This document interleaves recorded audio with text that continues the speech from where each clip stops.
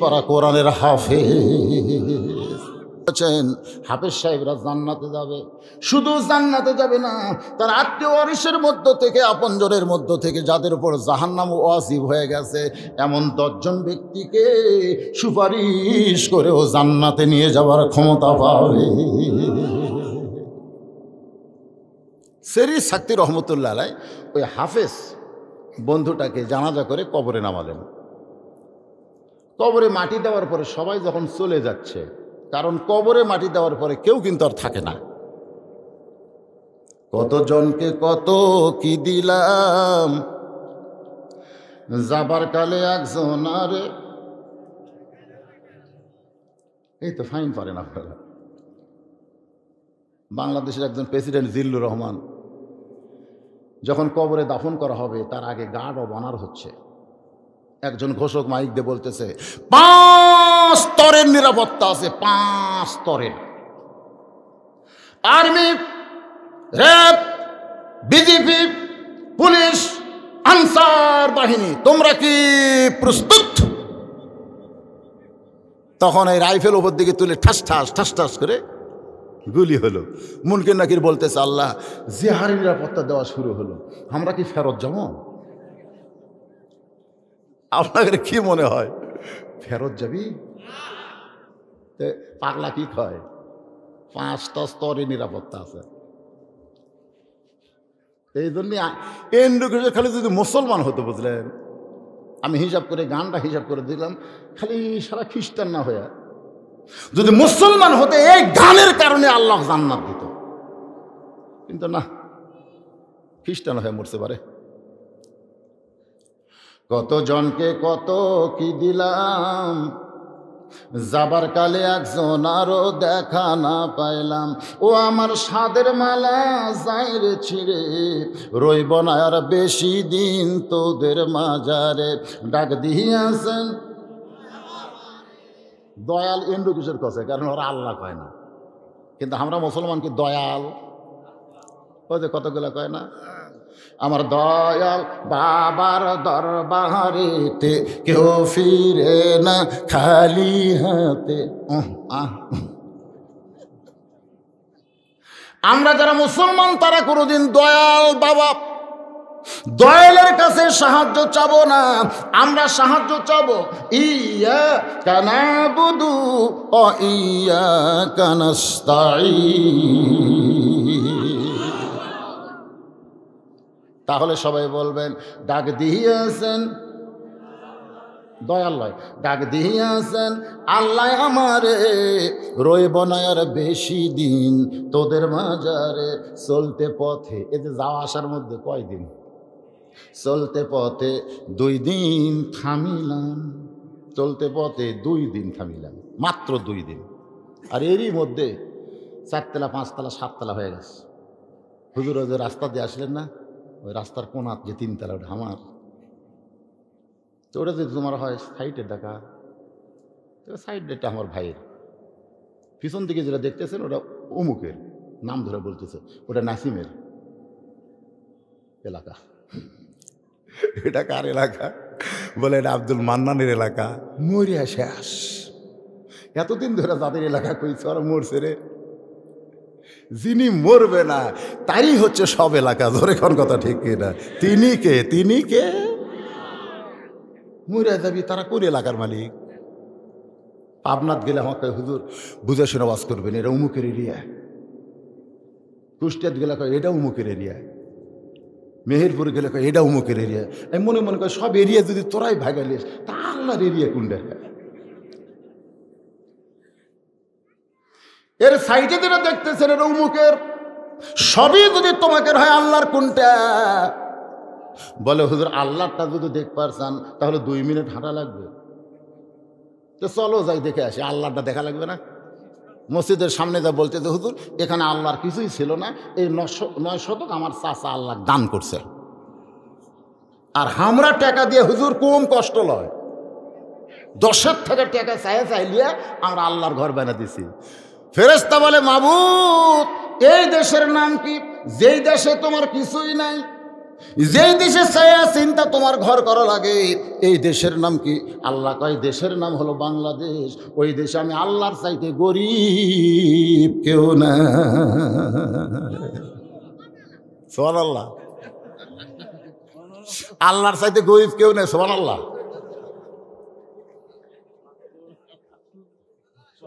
আমি এক নেতাকে বললাম, কে রে ভাই, প্রাইমারি খুলে দাও না, হাফিজি মাদ্রাসা খুললো কেন? হাই স্কুল খোলে না, কওমি মাদ্রাসা খুললো কেন? তো কয় হুজুর করোনা। তো করোনা হয়ে প্রাইমারির বাচ্চারা মরবি, হাফিজের গুলো মরবি না? নেতা কয় হুজুর এই চিন্তা তো আমরা করিনি। তাহলে খুলে দিলি কে সেটা কর। প্রাইমারির করোনা হবে আর হাফিজে মাদ্রাসার গুলো হবে না, কারণ কি? তখন নেতা বলছে হুজুর আমরা তো ওই দল করি। কারণটা বললে তো ওই দলের বিরুদ্ধে যায়। আমি বললাম আচ্ছা কারণটা কো, আমি কাহু কমো না। আজকে এতগুলো মানুষের সামনে বলে দিচ্ছি, কারণ কতগুলো জিনিস গোপন রাখাও পাপ। বলতে তো হুজুর প্রাইমারি শিক্ষা হলো একদম বাগডম ঘোড়াডম সাজে, ঢাক ঢোলক ঝাঁঝর বাজে। এই মিথ্যা শিক্ষা যারা করে, পেশাব করে কোনোদিন পানি লাই না, অজু করে না, ওদেরকে করোনা ধরবে।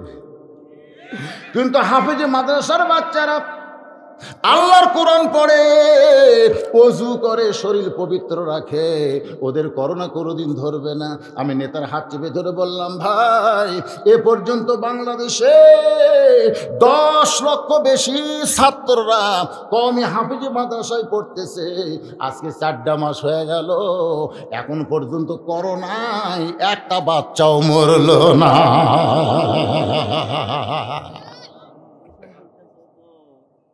এদের কথায় ওদের কথায় বোঝা গেল করোনার ভয় সকলের জন্য নয়। আজকে করোনার দোহাই দে মাহফিলের অনুমতি দেয় না, ভয় কার? আমার বগুড়াতে 254 জন মরছে করোনা হয়ে, তার মধ্যে একটাও গরিব নাই,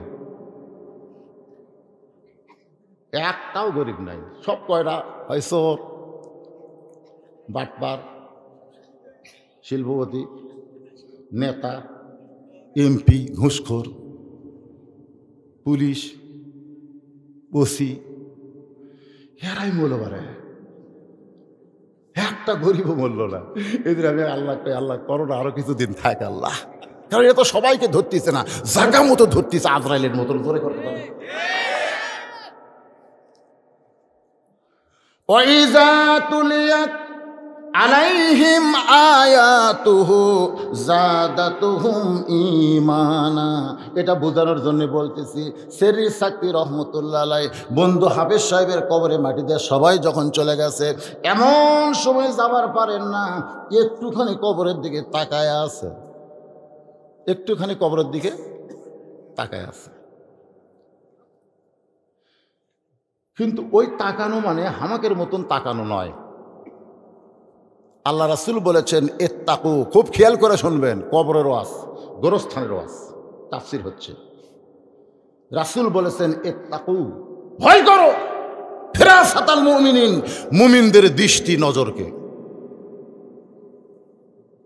কারণ তারা তোমাদের মতন দেখে না, তারা যা দেখে ইয়ানজুরু বি নূরিল্লাহ, আল্লাহ নূরের সাহায্যে দেখে। জোরে গান সুবহানাল্লাহ। এই দেখবেন না, এ বাসা আমার হুজুর, এ বাসা আমার, 3-4 বার খোলো। আমি বললাম ভাই চিন্তা করে দেখেন তো বাসাটা কার? আপনি কি কাগজ দেখতে পারছেন? আপনি কি রেকর্ড পড়ছে দেখতে পারছেন? বিশ্বাস করেন না কেন? আমি বললাম ভাই যান এবার চোখ বন্ধ করে দেখো তো বাসাটা কার।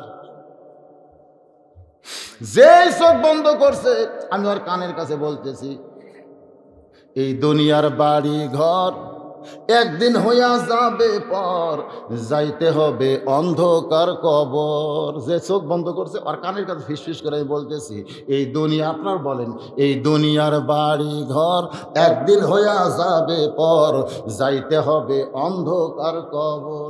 কিছুক্ষণ পরে দেখতেছি ওই লোকটার চোখের পাতা ভিজা, পানি গালের উপর আসতেছে। আমি বললাম ভাইজান এবার চোখ খোলো তো, এখন বড় বাড়িটা কার? সঙ্গে সঙ্গে আমার বলতেছে, মিশে মায়ায় বন্দি থাইকা, মিশে মায়ায় বন্দি থাইকা করলাম কত খেলা, পশ্চিমে তাকিয়া দেখো তোমার জীবনের ডুইবা গেল বেলা, এক পলকের নাই ভরসা মিশে সকল আশা, কখন বুঝি দারুণ ঝড়ে ভাঙবে তোমার বাসা। সেরি সাথে তাকায় দেখে, কবরের দিকে একটু তাকাইছে, ইতিমধ্যেই শুনতে পায় কবরের মধ্যে হুড়মুড় দুড়মুড় একটা শব্দ হচ্ছে। আল্লাহর সেরি শক্তি চমকে গেলেন। যে লোকটা 30 পারা কোরআনের হাফেজ, সুবহানাল্লাহ বলেন, যে লোকটা হাফিজে মাদ্রাসায় চাকরি করে, খায়রুকুম মান তাআল্লামাল কুরআনা ওয়া আল্লামা, রাসূল বলেছেন ওই ব্যক্তি হলো সবচাইতে সম্মানী দামি যে আল্লাহর কোরআন তেলাওয়াত করেছে এবং অপরকে কোরআনের তেলাওয়াত শিখাইছে। আরে বাংলাদেশে না হয় না দাম নাই। প্রাইভেট মাস্টার বলে, হুজুর 4 ফেব্রুয়ারি খোলার কথা ছিল হুজুর, ছুটি আরও বাড়িছে, ছুটি আরও বাড়িছে। ওই কিন্তু মনে মনে চাচ্ছে আরও বাড়ুক, কারণ বসে থাকা বর্তমানে করোনায় সবচাইতে উপকার কারা পাচ্ছে, এই হাই স্কুল প্রাইমারি যারা চাকরি করে বসে খাওয়া। আর হাফিজে মাদ্রাসায় যারা চাকরি করে ওকে বসে খাওয়ার টাইম আছে, এ কথা কোন আছে? আমার এলাকার অধিকাংশ হাফিজে মাদ্রাসার হুজুর বেতন পাচ্ছে না, করোনার দোহাইতে মানুষ দানও করতেছে না। এখন কবরের মধ্যে হুড়মুড় দুড়মুড় শব্দ হয়, সেরি সাকি চমকে গেল যে এখনই আমার বন্ধুকে কবর দিয়ে কেবল মাটি দিয়ে উঠলাম, কবরের মধ্যে কেন শব্দ হয়? তিনি নজর করে তাকায় দেখে ওই কবর থেকে কালো রঙের একটা কুকুর বের হয়ে যায়। এটা 2 চোখ দেয় না, নজর, ইয়ানজুরুবি নূরিল্লাহ। দেখবেন কতগুলো লোক,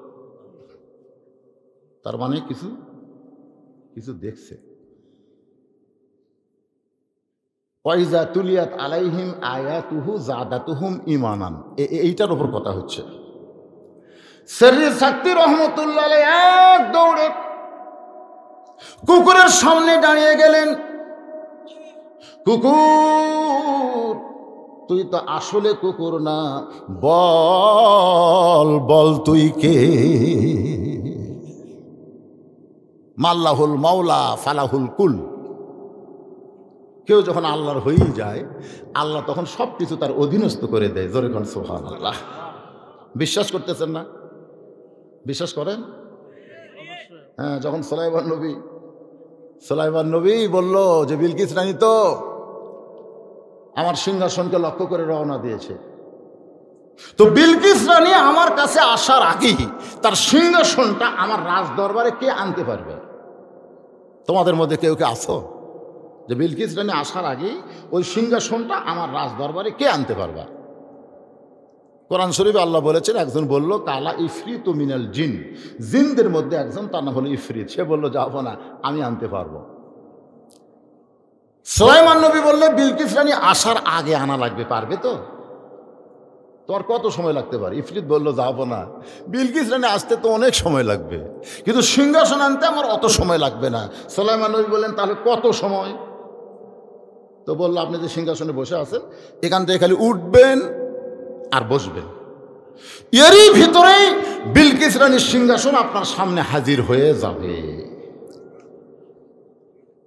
রাজ দরবারে যারা ছিল তারা বলে, হায় হায় হায় হায়, আল্লাহ জিনও কত ক্ষমতা দিয়েছে রে, আল্লাহ জিনকে কত ক্ষমতা দিয়েছে। এমন সময় মানুষের মধ্যে সুলাইমান নবীর দরবারে জিনও ছিল, মানুষ ছিল। মানুষের মধ্যে একজন, তার নাম হল আসাব ইবনে বারখিয়া, নামটা খেয়াল রাখবেন। আসাব ইবনে বারখিয়া বললেন, রে সভাসদ বর্গেরা, তোমরা জিনের প্রশংসায় পঞ্চমুখ হয়ে গেলা, কিন্তু তুমি তো জানো না, তোমরা তো জানো না আল্লাহ আমাকে এত ক্ষমতা দিয়েছে, সুলাইমান নবী শুধু চোখ বন্ধ করবে আর খুলবে, এর পূর্বেই সিংহাসন সামনে হাজির হয়ে যাবে। আল্লাহ কোরআনে বলেছে জালিকা ফাদলুল্লাহি ইউতিহি মাইয়াশা আল্লাহু যুল ফাদলিল আযীম। এখন আপনারা বলবেন হুজুর সাইদি হুজুরকে এই ক্ষমতা আল্লাহ দিল না কেন? ওরা দিল তালা মারবি, সাইদি হুজুর খালি চোখ বন্ধ করবি, থেকে বাইরে হয়ে এসে বৌসুরের সাথে দেখা করে আবার চলে দেবে। কি কোন এরকম?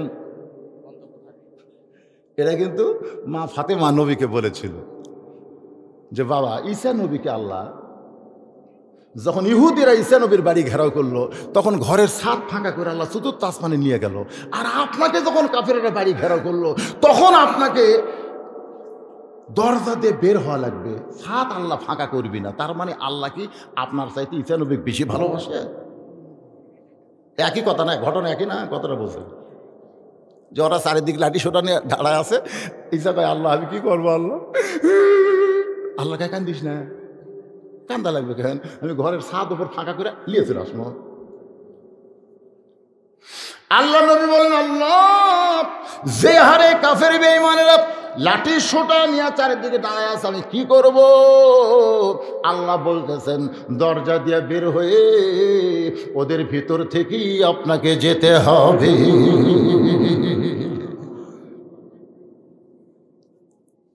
নবী বললেন আল্লাহ আমার তো শক্তি নাই। আল্লাহ বলেন আপনার নাই, কিন্তু আপনার উপর যেটা নাজিল করেছি তার নাই। এই সেই কোরআন ওয়াইযা তুলিয়াত আলাইহিম আয়াতুহু যাদাতুহুম ঈমানা। একটু মনোযোগ দিয়ে শুনবেন। সেরি সাক্তি রহমতুল্লাহ আলাইহি ওই কুকুরের সামনে দাঁড়িয়ে বললেন কুকুর তুই তো আসলেই কুকুর না, বল বল তুই কে? সঙ্গে সঙ্গে আল্লাহ কুকুরের জবান খুলে দিয়েছে। কুকুর বলতেছে আল্লাহর ওলি আপনার কান ভালো এই জন্য কবরের শব্দ শুনতে পেয়েছেন, আপনার চোখ ভালো এই জন্য আমি কবর থেকে বের হয়েছি আপনি দেখতে পাইছে। আপনার কানও ভালো চোখও ভালো, কিন্তু বাদ বাকি যারা আপনার হাফেজ সাহেবকে দাফন করলো এদের কানও নেই চোখও নেই। বহুদিন আপনার আমার ওয়াজ শুনছেন, শোনেন নাই? শোনেন না? আজকে একটু চোখ খোলার ওয়াজ শোনেন। নাকি মনে করতেছে করে ফাতেমার একটা টান মারবি, খাতিদের একটা টান মারবি, মা বোনের আসতে এক ছেলে আমার কাছে হুজুর হাসান হোসেনের ওয়াজ শুনবি, এইগুলা না করে আরে সেগুলা বিজ্ঞাপনত লেখা ছিল ওয়াজ মাহফিল, আর আজকে লেখা আছে তাফসির মাহফিল। আমার কথা কি বুঝতেছেন? যারকে কান খারাপ চোখ খারাপ চলে যান, চলে যান। কারণ 5 কানা একত্র হয়ে যে হাতি দেখছে, কিন্তু হাতির বর্ণনা কোনো কানাও দেওয়ার পারেনি। যে পাও ধরছে কয় হাতি থমের মতন, যে কান ধরছে কয় হাতি কুলের মতন, যে হাতির গাও থাপ দিছে কয় হাতিরও পাহাড়ের মতন রে, যে হাতির লেজ ধরছে হাতি হলো দড়ির মতন। আজকে কি আপনার কানা হবে? একটু চোখটা খোলেন। ওয়াইযা তুলিয়াত আলাইহিম আয়াতুহু যাদাতুহুম ঈমানা। এমন একটা কোরআন থেকে আপনাদের তেলাওয়াত করা হচ্ছে যার কারণে আল্লাহ ঈমান বাড়ায় দিবে। জোরে কোন কি বাড়াবে? ঈমান বাড়তে গেলে আমাদের করণীয় কি এইটা একটু মনোযোগ দিয়ে শুনবেন। আমার মা বোনেরা যারা পর্দার অন্তরালে বসে আছেন ওদের আবার ধৈর্য কম, এখন রাত কিন্তু অনেক বেজে গেল। এই মা বোনদের জন্য প্রত্যেকটা মাহফিলে আমি 4টা মিনিট 5টা মিনিট করে ওয়াজ করি। আজকে আপনাকে একটু ব্রেক দিয়ে এই মা বোনদের আমি 5টা মিনিট একটু ওয়াজ করবো, অসুবিধা আছে? কারণ মায়েরা যদি ভালো হয় আমাকেরই তো শান্তি। এশার নামাজ পড়ে আমরা দুটো গ্রামগঞ্জের লোক 2বার ভাত খাই, একটা হলো জোহরের নামাজ না পড়লে আমরা দুপুরের ভাত খাই না, এশার নামাজ না পড়লে আমরা রাতের ভাত খাই না। জোরের কথা ঠিক কিনা? এশার নামাজ পড়ে বাড়ির যে বউ করছেন প্রধানমন্ত্রী বলতেছেন কে গো খিদে লাগছে খাবার দাও, বউ বলতেছে ইন্নাল্লাহ মা'আস সাবিরিন, ধৈর্যশীলদের সঙ্গে আল্লাহ আছে, অত খাম খাম করেন কেন? তো স্বামী বলতেছে কি ভাত তরকারি পাক হয়নি, হয়েছে তো দেও, 8 ঘন্টা ধৈর্য ধরো। আমি ভারতের স্টার জলসা দেখতেছি, এটা দেখা অবস্থায় খাবার দিবার পারবো না, 8 ঘন্টা। স্বামী এখন চোখ বন্ধ করে চিন্তা করে বর্তমান মেয়েরাই প্রধানমন্ত্রী, কি দরকার গন্ডগোল করা, কি দরকার? 8 ঘন্টায় তো ধৈর্য ধরি, ঘরের মধ্যে ধৈর্য ধরতেছে আর ইন্নালিল্লাহ পড়তেছে।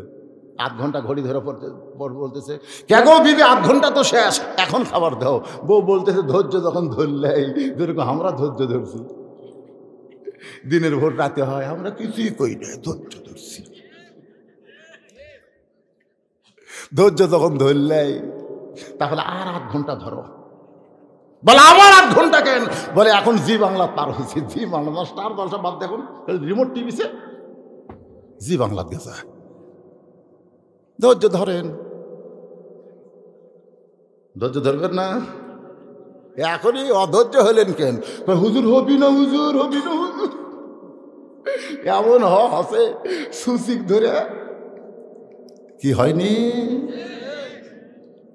9টার সময় 6 তালা দুটা কয়, কোটি কোটি টাকাতে বাসা বানাচ্ছে, আমার বাড়ি আমার ঘর, 1.5 লাখ টাকার খাট, 12,000 টাকার কম্বল, শুইলাম রে আমার তুলে কে, এই কম্বলে করে মুড়ি দিয়ে শুতে পড়ছে। আমার বাড়ি আমার ঘর, আমাকে নামাইকে। রাত 3টার সময় খালি এত জোরে নামছে, কম্বলের মধ্যে যে লুঙ্গি খুলে আছে ওটা পরারও টাইম পায়নি। নিচে আইছে, নিচে জনগণ বলতেছে, কে রে ভাই, আমরাও তো নামছি রে, লুঙ্গি আছে তোর ডা। হায় হায়, আমার তো 6 তালা। দেখেন তুই জোবান তাসা, সম্মান দেয়া 6 তালাত বসালো কে? জোরে করে সম্মান দেয়া 6 তালাই তুললো কে? তো জিল্লুমান তাসা, আবার ন্যাংটা করে নামালো কে? 9টার সময় 6 তালা, আর 3টার সময়, বুঝতেছেন না? একটু খেয়াল করবেন। আল্লাহর বান্দার আমার মা বোনেরা যদি ভালো হয়, আমরা একটা ভালো সংসার পাবো।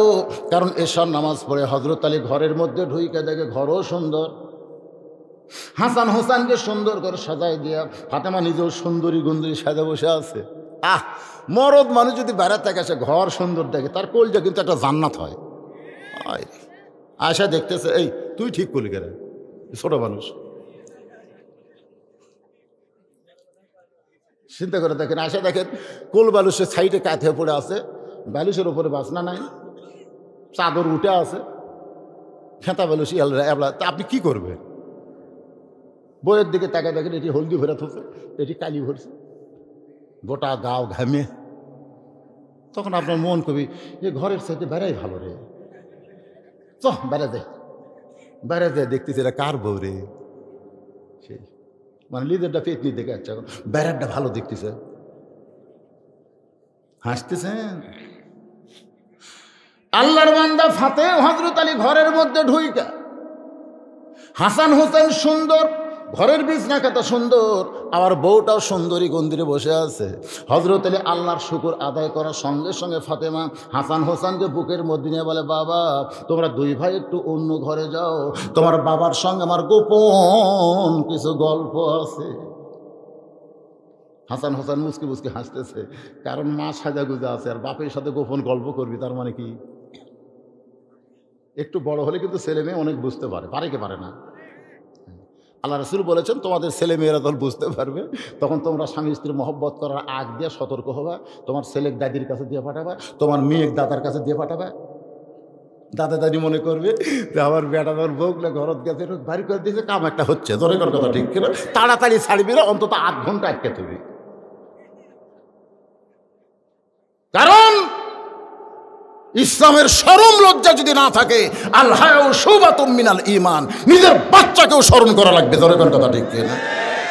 আর শালা কুত্তের জাতেরা 14ই ফেব্রুয়ারি পালন করে রাস্তাঘাটে যেখানে সেখানে, কাতি মাসে কুত্তের মতন জোড়া লাগিয়েছে, জোরে কোন কথা ঠিক না?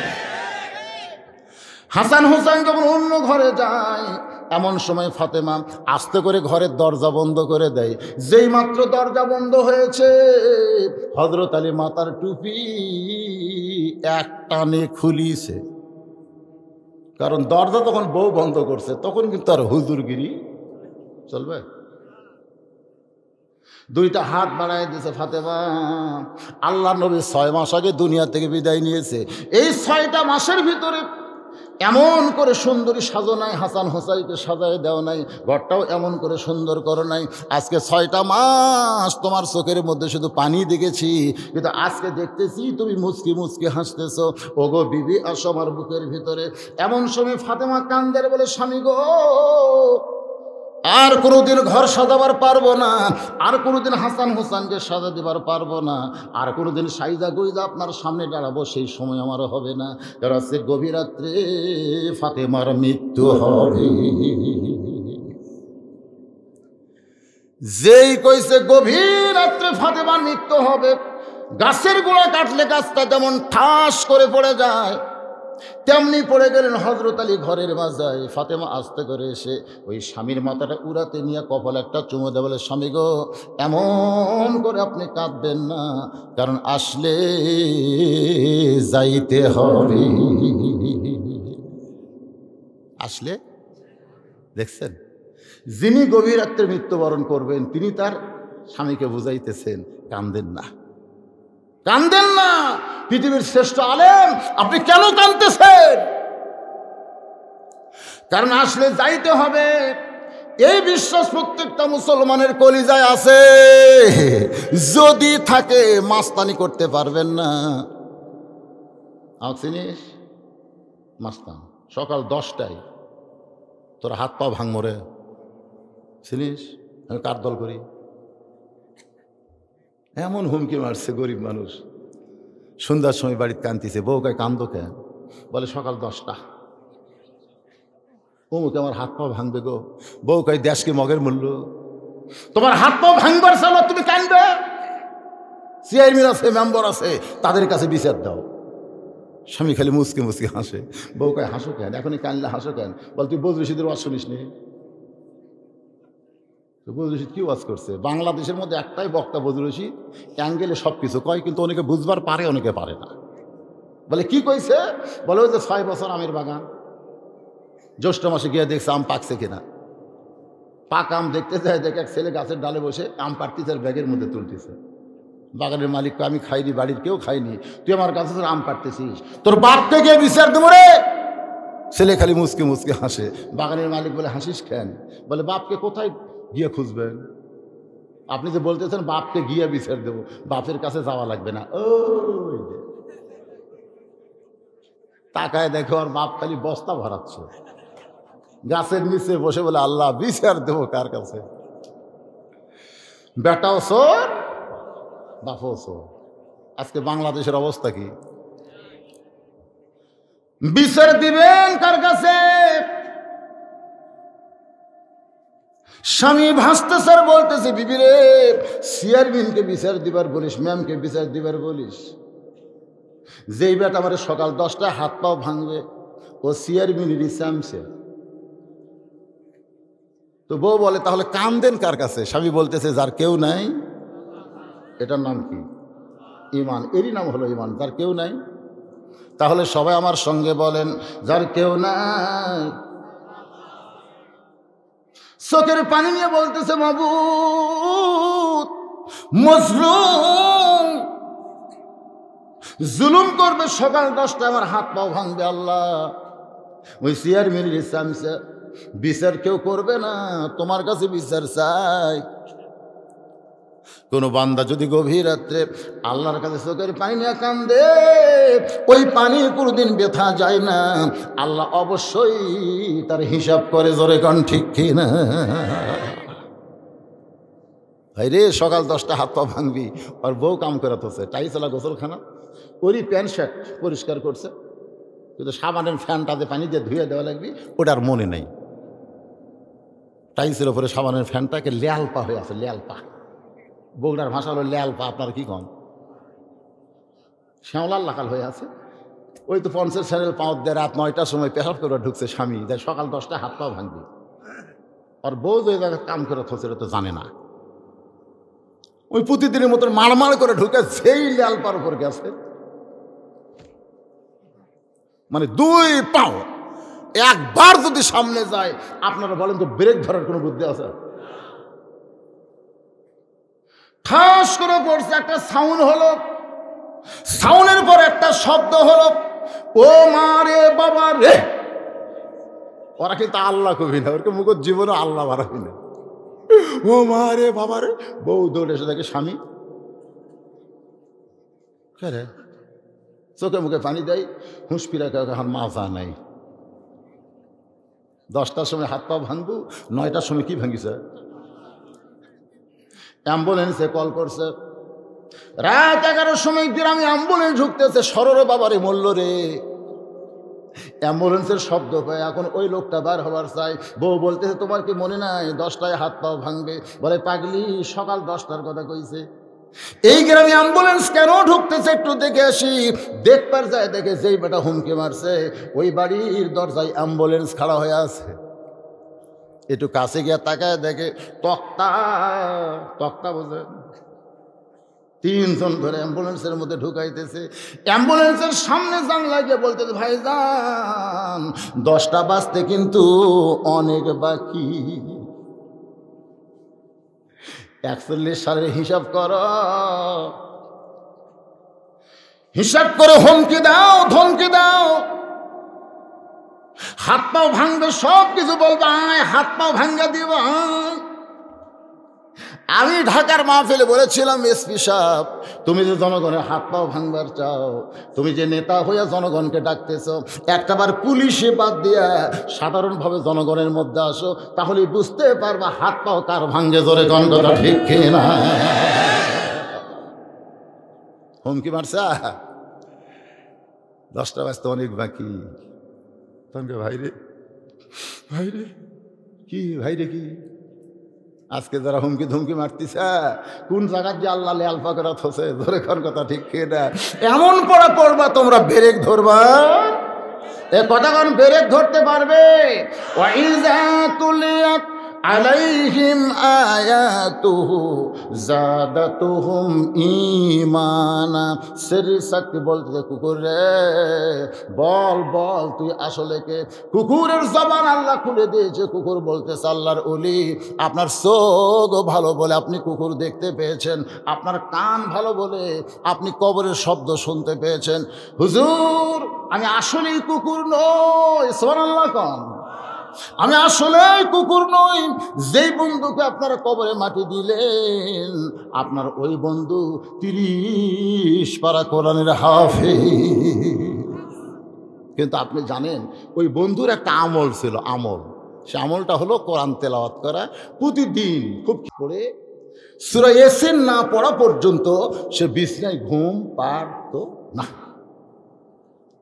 এশা নামাজ পড়ার পরে যে সূরা ইয়াসিনটা বের করে তেলাওয়াত করে। আপনার এশা নামাজ পড়ার পরে কি করেন? না নামাজই পড়েন না,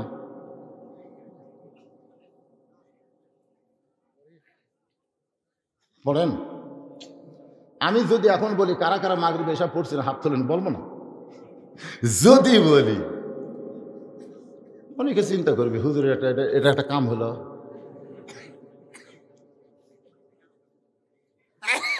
কিন্তু ভাইজান এখন ঘড়ির দিকে তাকায় দেখেন রাত কিন্তু বেশি হয় নাই, কেবল বাজতেছে 12টা 33।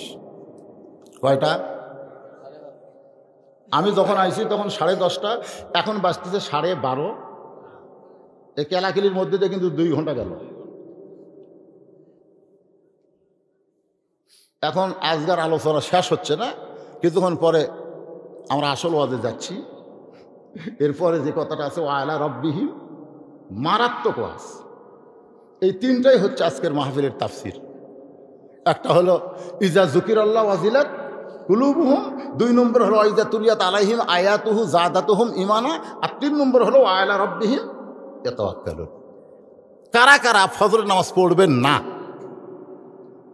আজকের ওয়াজ শোনার পরে কারা কারা ফজরের নামাজ পড়বেন না তারা একটু হাত তোলেন। দেখুন আপনি যতই ওয়াজ করেন আমরা ফজর পড়বো না, হাত তোলেন। যারা যারা পড়বেন না হাত তোলেন। দেখছেন?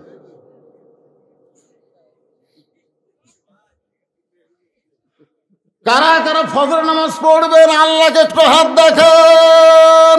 লিল্লাহে তাকবীর। হাত নামান। কবরত যারা শুয়ে আছে বুঝলেন, ওরা খুশি হচ্ছে ভাই। এতগুলো মানুষ সব ফজর নামাজ পড়বি রে?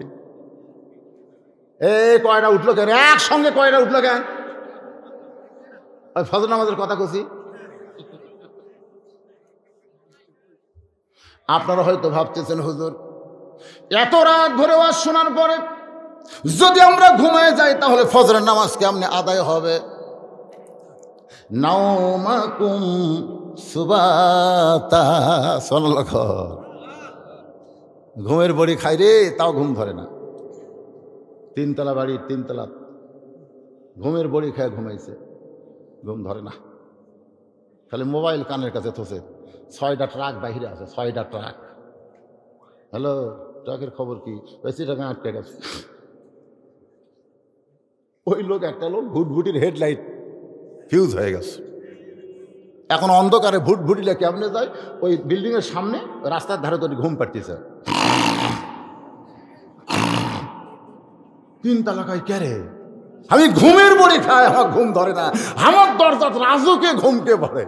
নিচে আছে লাইটটা থেকে ভুটভুটি আলা। ঘুমটা হলো জান্নাতি নিয়ামত, জোরে কোন সুবহানাল্লাহ। আমার এক ছোট ভাই আছে, প্রতিদিন মাকে বলতো, মা আজ আমার ঘুম হয়নি। মা কয়, কে রে তুই শুতিস 9টায়, উঠিস ফজর করিস না, তোর ঘুম হয় না, তুই করিস কি? তোকে সারা রাত খালি স্বপ্ন দেখছি মা, খালি খারাপ দেখছি, স্বপ্ন দেখছি মা। এই স্বপ্নের মধ্যে দৌড়াতে দৌড়াতে আমার ঘুমই হয় না। এরকম আছে না নাই? আবার দেখবেন রাত 3টার সময় আল্লাহুম্মা বিসমিকা আমুতু ওয়া আহইয়া দোয়া পড়ে ঘুমায় যায়। ফজর আযান দিলে চেতন পাইছে, মাত্র 2 ঘন্টা সময় পাইছে। 10 ঘন্টা ঘুমানোর শান্তি আল্লাহ তার কলিজার মধ্যে দিয়া দিছে। জোরে কোন আল্লাহ পারে কি পারে না? বাজান একটু মনোযোগ দিয়ে শোনেন, আমি 3টা বিষয়ের উপর কথা বলতেছি, তার মধ্যে 2 নম্বর প্রায় হও হও ভাব। আপনার এই বন্ধুর আমল ছিল প্রতিদিন এশার নামাজের পরে সূরা ইয়াসিন তেলাওয়াত না করে ঘুমাইতো না। আজকে সবাই যখন কবরে মাটি দিয়ে চলে গেছে, এমন সময় সূরা ইয়াসিন একটা অস্ত্র হইছে। সুবহানাল্লাহ। সূরা ইয়াসিন একটা অস্ত্র হইয়া আপনার বন্ধুর আমল নামার ভিতর থেকে খারাপ আমলগুলো বাছাই করা শুরু করেছে। ওই খারাপ আমলগুলো বাছাই করে ওই খারাপ আমলকে যখন আঘাত করতে চায়, আপনার বন্ধুর খারাপ আমলগুলো আমি কালো রঙের কুকুরের চেহারা নিয়ে কবর থেকে পালায় যায়। সঙ্গে সঙ্গে শরীর শক্তি চিৎকার করে বলে, মাবুদ, তোমার কোরআন তেলাওয়াতের ভিতরে ইমানের যে খোরাক পাওয়া যায় অন্য কিছুতে সেই খোরাক না। যারা কোরআনের মাহফিল শুনতেছেন, আমাদের সকলের জন্য কোরআন তেলাওয়াতের দরকার আছে না নাই? দরকার আছে না নাই? মুমিনদের 3 নম্বর বৈশিষ্ট্য হলো ওয়া আলা রাব্বিহিম ইয়াতাওয়াক্কালুন। এইটা শুরু করার আগ দিয়া মা ফাতেমার স্বামীকে বলে, স্বামী গো, দুনিয়ার জীবনে কোনো কিছুই আপনার কাছে চাইলাম না, আজকে গভীর রাত্রে আমার মৃত্যু হবে, যদি মরার আগে আপনার কাছে 3টা জিনিস চাই, এটা মরার পরে কিন্তু আমাকে পুরা করা লাগবে।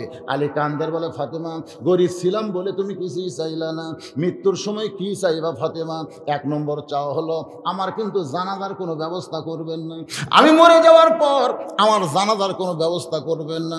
আমার 2 নম্বর চাওয়া হলো রাতের অন্ধকারেই কিন্তু আমাকে দাফন করা লাগবে। আমার 3 নম্বর চাওয়া হলো আমার লাশটা কিন্তু খাটনিতে তুলবেন না। কয় চাওয়া? 1 নম্বর চাওয়া কি? আমার কোনো জানাজার ব্যবস্থা করবেন না। আলী কান্দার বলে, ফাতেমা, তুমি নবীর কলিজার টুকরা, তোমার মৃত্যুর খবর শুনলে লক্ষ মানুষ জানাজায় হাজির হবে। ফাতেমা বলে, লক্ষ মানুষ কেন, কোটি মানুষ যদি হাজির হয় আমার লাভ কি?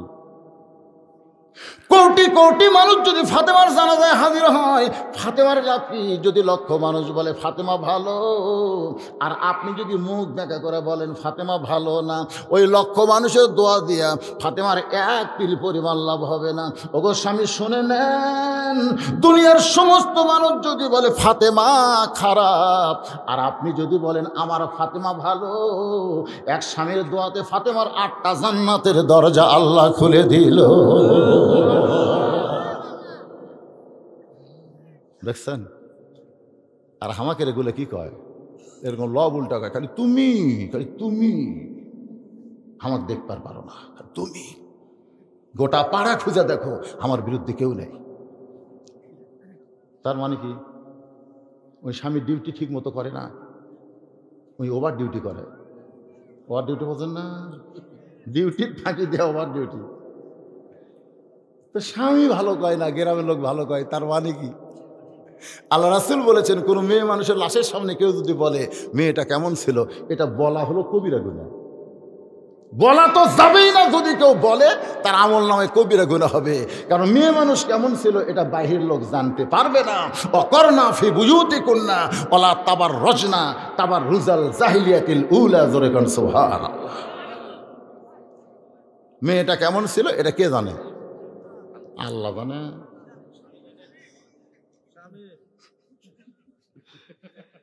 আপনারা বুঝতেছেন না কারা কারা বিয়ে করছেন? আপনারা যারা যারা বিয়ে করছেন একটাবার চোখ বন্ধ করে দেখেন তো, যে মালটা বাড়িতে আছে উনি কি আসল না ভেজাল? কেউ বলবেন না, কারণ ভয় করতেছেন তো। এক বক্তা বলছে বইয়ের ভয় কারা কারা করেন, তারা এক সাইডে যান, আর বইয়ের ভয় কারা কারা করেন না তারা এক সাইডে যান। তো বক্তা দেখে এক সাইডে সবাই গেছে, এই সাইডে কেউ নাই, মাঝখানে একজন খাড়া হয়ে আছে। রে ভাই, তুই কোনো সাইডে না যা মাঝখানে দাঁড়ায় আছিস কেন? বলে হুজুর আমি বইয়ের ভয় আছি, কারণ বউ কইছে কারো কথা জান শোনেন না, আমি এই জন্য মাঝখানে আছি।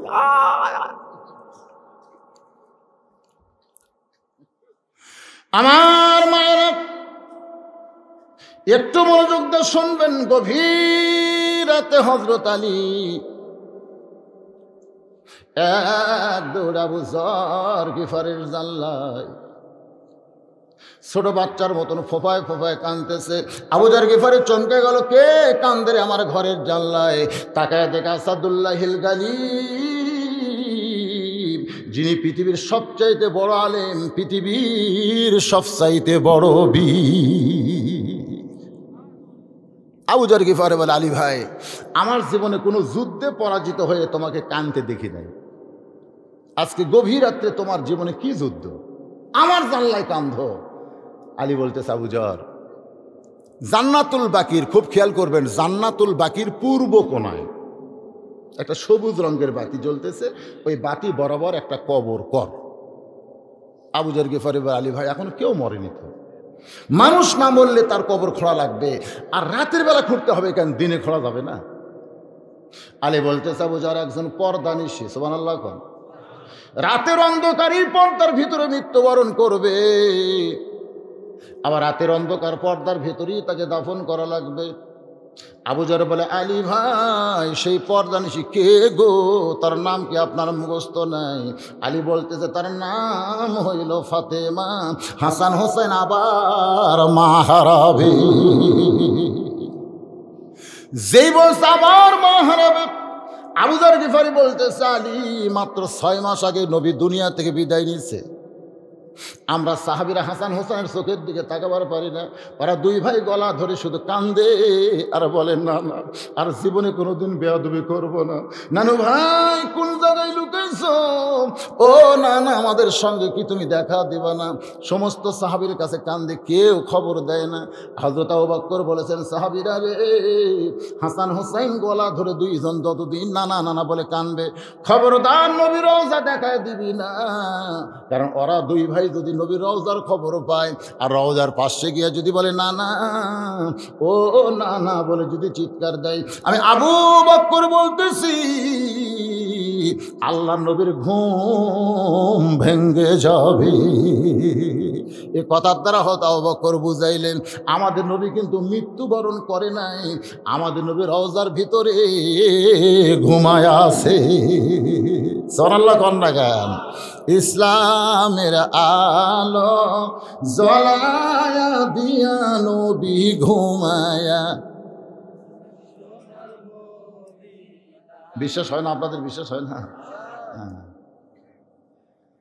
যখন আল্লাহ রাসূল দুনিয়া থেকে বিদায় নেবেন, তখন কিন্তু 2 জন ফেরেশতাই ছিল। আগে আছে জিবরাইল, তারপরে আছে আজরাইল। জিবরাইল এসে বলতেছে, ইয়া রাসূলুল্লাহ, আজরাইল কিন্তু আসতেছে। তো আজরাইল যখন আসলো, নবীকে সালাম দিল, দিয়ে বলতেছে, ইয়া রাসূলুল্লাহ, আল্লাহ তাআলা আমাকে প্রেরণ করেছে, প্রত্যেকটা মানুষ মৃত্যুর পরে তার ভিতরে যেটা আমি কবজ করি, কিছু রাখি ইল্লিনে, কিছু রাখি সিজ্জিনে। ইল্লিনে যারা যায় তারা ইমানদার, সিজ্জিনে যারা যায় তারা বেঈমান। কিন্তু আপনার রুহুটা কবজ করে আমি ইল্লিনেতেও যাব না, মানে জান্নাতেও যাব না, আমি নিয়ে যাব সরাসরি আল্লাহর কাছে। আল্লাহ হুকুম দিয়েছে লা ইলাহা ইল্লাল্লাহ, আমার একলা থাকতে কষ্ট হয়, ওই মদিনার মোহাম্মদ রাসূলুল্লাহকে আমি একটু আমার কাছে চাই। আসলে কিন্তু লেখা আছে লা ইলাহা ইল্লাল্লাহ, এই ধারে থাকবে মোহাম্মদুর, তো লা ইলাহা ইল্লাল্লাহ তো একলা বসে আছে যে, তখন মোহাম্মদ রাসূলুল্লাহকে একটু চাই যে যাও আজরাইল আমার দোস্তের জান কবজ করে আমার কাছে নিয়ে আসো। কত খুশির খবর! আজরাইলের সামনে নবী কান্না শুরু করে দিলেন। আজরাইল বয়ান করতেছে, মানুষ কোনোদিন এত কাঁদতে পারে? আমি নবীর দেখে সেই দিন বুঝতে পারলাম যেন 350 বছরের আদমের কান্না নবী এক মুহূর্তের মধ্যে কেঁদেছে। ফেরেশতা আজরাইল বলে, নবীর কান্না দেখে আমি নিজেও কেঁদেছি।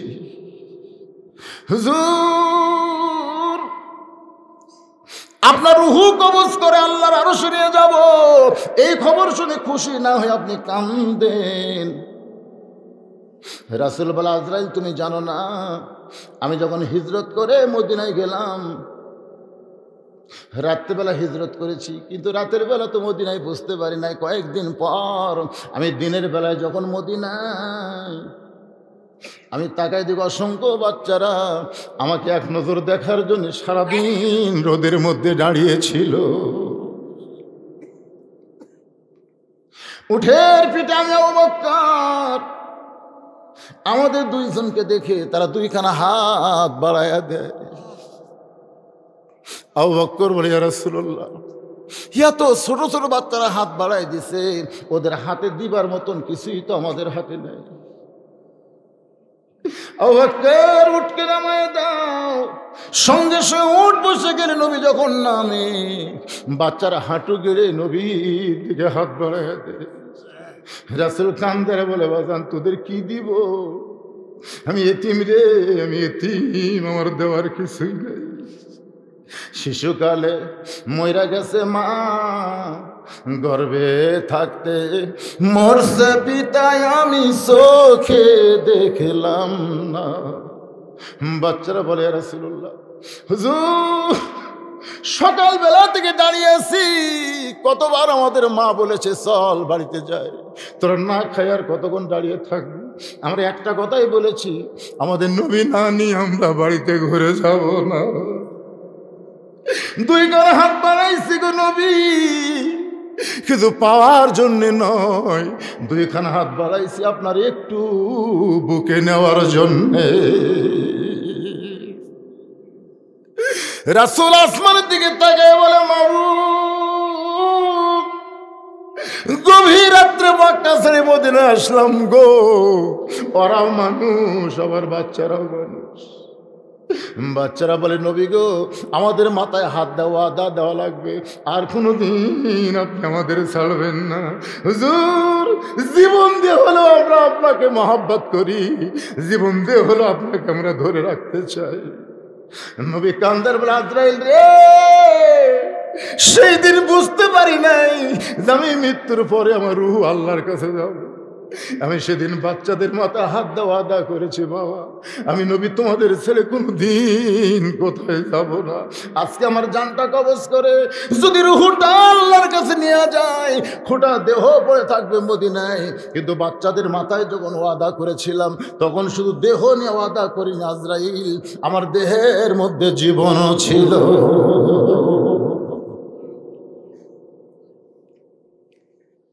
আল্লাহ ডাক দেয় বলে, আজরাইল আমি বুঝতে পারছি, আমি বুঝতে পারছি, আমার চাইতো নবী তার উম্মতকে বেশি ভালোবাসে। জানটা কবজ করো, স্বাভাবিক মৃত্যু হবে, আবার দেহ জাগে যাবে যখন রওজায়, দেহের মধ্যে আমি আল্লাহ কুদরতি ভাবে ওই রুহটা আবার ঢুকায়া দিব। ইসলামের পতাকা উড়ায়া দিয়া নবী শুইয়া আসেন সোনার মদিনা। কি করবে? দেখছে? এই এই কে দিল রে 50 টাকা?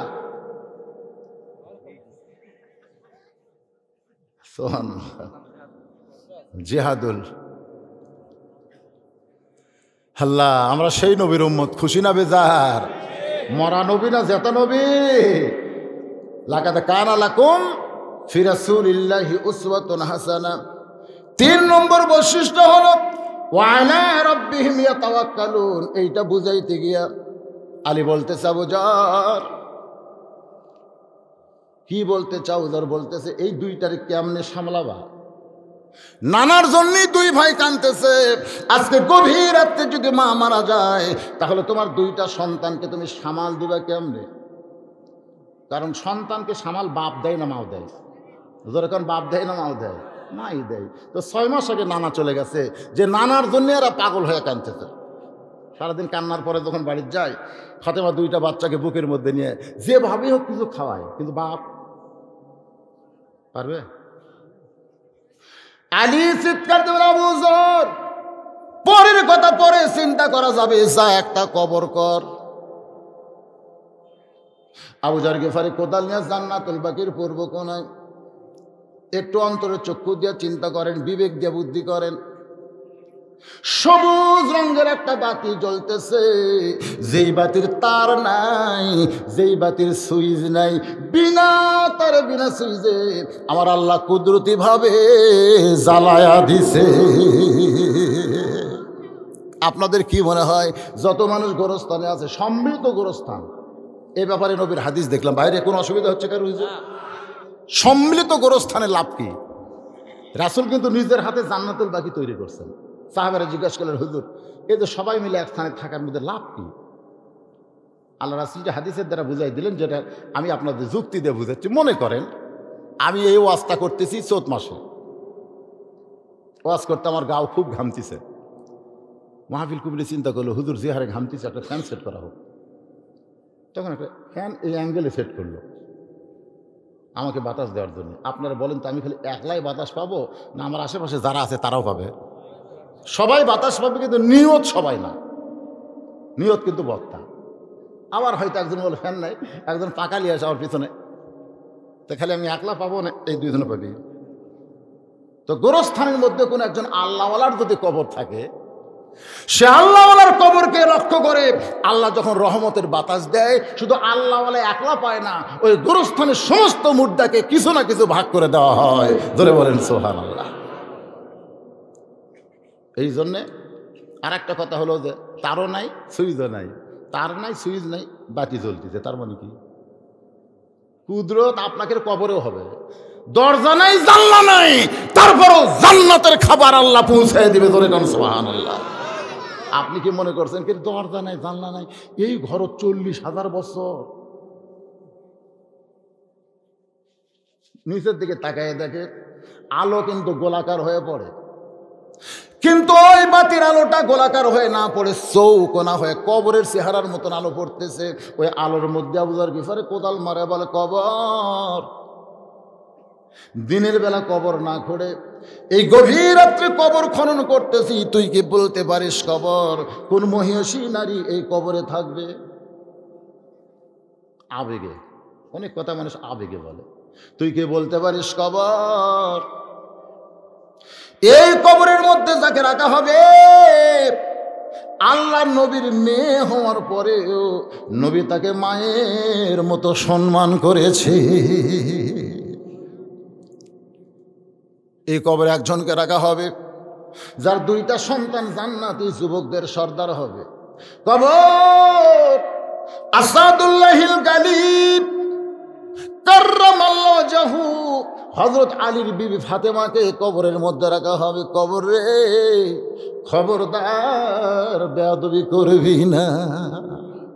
কিন্তু যেদিন ডাক পড়িবে, সবাই বলেন, কিন্তু যেদিন ডাক পড়িবে কবর মাঝে যাইতে, জোগাড় কিছু করছো বন্ধু তার মাঝে বিছাইতে। ডানে কবর বামে কবর নিচে কবর আছে যে, ওপর দিকে চাইয়া দেখো বাঁশের ছাউনি দিছে কে। খবরদার কোনো বেয়াদবি করবি না। এই বলে আবার যখন কোদাল মারতে চায়, কবরের ভিতর থেকে আওয়াজ আসতেছে। এই আওয়াজটা কিন্তু ফাতেমার জন্য নয়, অনেক শ্রোতারা বুঝবার না পেরে ফাতেমার উপর গড়ায় দেয়। এই আওয়াজটা কিন্তু ফাতেমার জন্য নয়, এই আওয়াজটা হলো যারা কবরে যাবে তাদের সকলের শিক্ষার জন্যে। কার মা? প্রধানমন্ত্রী কার মা? কার মেয়ে প্রধানমন্ত্রী? কার বিবি প্রধানমন্ত্রী? রব্বানা আতিনা ফিদ দুনিয়া হাসিনা অফিল আখিরাতে হাসানা, দুনিয়াতে হাসিনা, মরে গেলে হাসানা কোনদিন পাবা না। অ্যাঙ্গেলে মার দিলাম বুঝলে বুঝপাতা, না বুঝলে তেজপাতা। দুনিয়াতে হাসিনা, মরে গেলে হাসানা। এজন্য সকলে আমার সঙ্গে বলেন, রব্বানা আতিনা ফিদ দুনিয়া হাসানাতাও ওয়া ফিল আখিরাতি হাসানা ওয়া কিনা আযাবান নার। কার মা, কার মেয়ে, কার বিবি? এইটা কবর দেখবে না। কবর দেখবে যদি আমল ভালো হয়, কবরের পাথেও জোগাড় করে যদি চলে আসে, এই কবর জান্নাতের বাগান হয়ে যাবে। আর আমল যদি খারাপ হয়, কবর জাহান্নামের গর্ত হবে। ওয়াসিলাত কুলুবুহুম, এমন ভাবে অন্তরের মধ্যে কম্পন সৃষ্টি হয়েছে, সেই কম্পনে আবু যরের গোটা দেহ থরথর করে কাঁপতেছে। দেহ যদি কাঁপে তাহলে কোদাল মারে কিভাবে? আর এখনকার গুলা বিড়ি খায় আর কোদাল মারে, মনে হয় পুকুর খুঁড়তেছে পুকুর। আমি এক গোরস্থানে যাই দেখি, যে কয়জন কবরের মধ্যে আছে সকলের মুখে একটা করে বিড়ি, যাই কোদাল মারতেছে ওই একটা টানতেছে, যাই কবর সমান করতেছে ওর মুখতে একটা, যাই মাটি তুলতেছে ওই টানতেছে। হায় হায়, মনে হয় ভাটা ধরাছে, ভাটা। মনে হচ্ছে না যারা কবর ঘুরতেছে, এই কবর শুধু মুর্দার জন্য না, ওর নিজের জন্য কবর হবে। ধরে কোন কথা ঠিক কিনা? একাধারে 40টা কবর কেউ যদি খোঁড়ে, সে আল্লাহর ওলি হয়ে মরে। আর 40,000 খুঁড়তেছে, দিন দিন মনে হয় সীমার হচ্ছে, সীমার। কি মনে হয়? আর শরীরে কোনো বল নাই, কবরের দিকেও তাকাবার পারে না, গোটা দেহ থরথর করে কাঁপে। কোদাল ফাইলা দিয়ে মারছে দূর। এদিকে হযরত আলী, রাতের অন্ধকারে ফাতেমাকে দাফন করা লাগবে, কোনো খাটনি চলবে না। ওগো স্বামী, আমি হিসাব করে দেখছি গো, আমি ফাতেমার খাটনি কান্দে নিবার গেলে 4 জন মানুষ লাগবে। কে গো? 4 জন মানুষ আছে। আমার বাবা যদি দুনিয়াতে থাকতো, মরা মেয়ের লাশের খাটনি বাবা কান্দে নিবার পারতো। আমার হাসান হোসেন যদি বড় হইতো, মায়ের লাশের খাটনি কান্দে নিবার পারতো। কিন্তু আমার বাবা দুনিয়া থেকে বিদায় নিছে, হাসান হোসেন এত ছোট, আমার খাটনি কে কান্দে নিবে?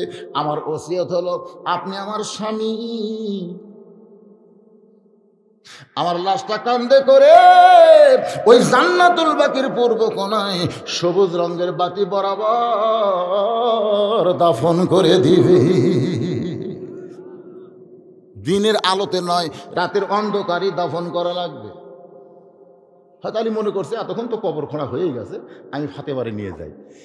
নিবার আসা দেখে বাবা ঘরের মধ্যে 3টে পড়ে আছে, একটা না। ডান পাশে হাসান, বাম পাশে হোসাইন, মাঝখানে ফাতেমা। 2 জন স্বাভাবিক ঘুমাইছে আর 1 জন একেবারে। মা ফাতেমা নিজেই গোসল করছে। মায়েরা যারা পর্দার অন্তরে আছেন শোনেন, মা নিজে গোসল করেছে, কোন নারী ফাতেমাকে গোসল করায় দেয় নাই। মা ফাতেমা নিজের কাপড় নিজেই পরেছে। হযরত আলী তাকায় দেখে শুধু দুটা হাত আর মুখটা বের করে রাখছে। দুইটা বাচ্চাকে ঘুমানোর হেকমত হলো, এরা দুই ভাই যদি চেতন থাকে তাহলে মা বিদায় নেওয়ার পর কান্নাকাটির কারণে আশেপাশের মানুষ জানতে পারবে, তাহলে গোপনে কবর কেমনে হবে। এই জন্য চালাক ফাতেমা দুইটা সন্তানকে ঘুমায় দিয়া মাঝখানে ঘুমায় গেছে। হযরত আলী আস্তে করে দুই সন্তানের বুকের উপর থেকে দুইটা হাত নামায় দিয়া কাফনের মধ্যে হাতটা ঢুকায় মুখটা বেঁধে ফাতেমারে কান্দে নিয়ে দুইটা সন্তানের দিকে তাকায় বলে, হাসান হোসাইন, তোদের নানাও চলে গেল, তোদের মার সঙ্গে চলে যা। জান্নাতুল বাকির পূর্ব কোনায় চিৎকার করে বলে, আবু যর, আবু যর, কবর ছেড়ে দে। কিন্তু আমার আল্লাহ তাআলা ফাতেমার কবরকে গোপন করার জন্যে আবু যরকে পাগল বানায়া দিছে। ফাতেমারে কবর দিয়া হযরত আলী আল্লাহর দিকে তাকায় বলে, মাবুদ, দুনিয়ার কোনো মানুষের দোয়া ফাতেমা চাই নাই, কেবলমাত্র আমার দোয়া চাইছে। আমি স্বামী হয়ে দোয়া করি, আল্লাহ আমি ফাতেমার প্রতি খুশি, তুমি একটু খুশি হয়ে যাও। দুনিয়ার জীবনে নবীর কলিজার টুকরা ফাতেমা, আমি স্বামী হইয়া তার কিছুই করতে পারি নাই। সারা জীবন আমার সংসার করেছে, যাতা ঘুরাইছে। মাবুদ গো, আমি স্বামীর খেদমত করা থেকে ফাতেমা নিজকে কোনোদিন বিরত রাখে নাই। একদিন রাগ করে নবীর কাছে গিয়া আলীর বিরুদ্ধে যখন ফাতেমা নালিশ জানায়, রাসূল বলে, ফাতেমা, আল্লাহর পরে কাউকে যদি সেজদা দেওয়ার হুকুম থাকতো মা, তাহলে আমি বলতাম আলীর পায়ে সেজদা কর। আল্লাহর পরে মেয়েদের কাছে সবচাইতে যিনি দামি রে মা, যারা পর্দার অন্তরে বসে আছেন, সেই ব্যক্তি হলো আপনার স্বামী। হযরত আলী ফাতেমার কাছে অন্তর্মহলে গিয়া দেখে ফাতেমা এক হাতে জাঁতা ঘুরাই, আর এক হাতে আল্লাহর কোরআন তেলাওয়াত করতেছে। জোরে কর সুবহানাল্লাহ। যেই মাত্র ঘরের মধ্যে ঢুকে ফাতেমার দিকে তাকায়, আলীর মন খুশিতে বাগ বাগ হয়ে গেছে। সংসারের কামও করতেছে, আবার আল্লাহর কোরআন তেলাওয়াত করতেছে। সঙ্গে সঙ্গে কোরআন থেকে পড়তেছেন হযরত আলী, রব্বানা আতিনা ফিদ দুনিয়া হাসানা ওয়া ফিল আখিরাতি হাসানা। দুনিয়ার ফাতেমা যদি সুন্দর হয়, আখিরাতে আলীর জান্নাত সুন্দর হবে। সঙ্গে সঙ্গে সঙ্গে সঙ্গে ফাতেমা জাঁতা ঘুরানো বাদ, কোরআন শরীফ পড়াও বাদ। স্বামীর সামনে এসে বলে, হুজুর কি খবর, কি চান? আলী বলতেছে, জাঁতা ঘুরাচ্ছে, কোরআন শরীফে নিয়ে কপাল একটা চুমা দিয়ে দেখে আবু যর আর দুনিয়ায় নাই, চিরদিনের মতো বিদায় নিয়েছে। চারিদিক থেকে সাহাবীরা দৌড়ে আসে।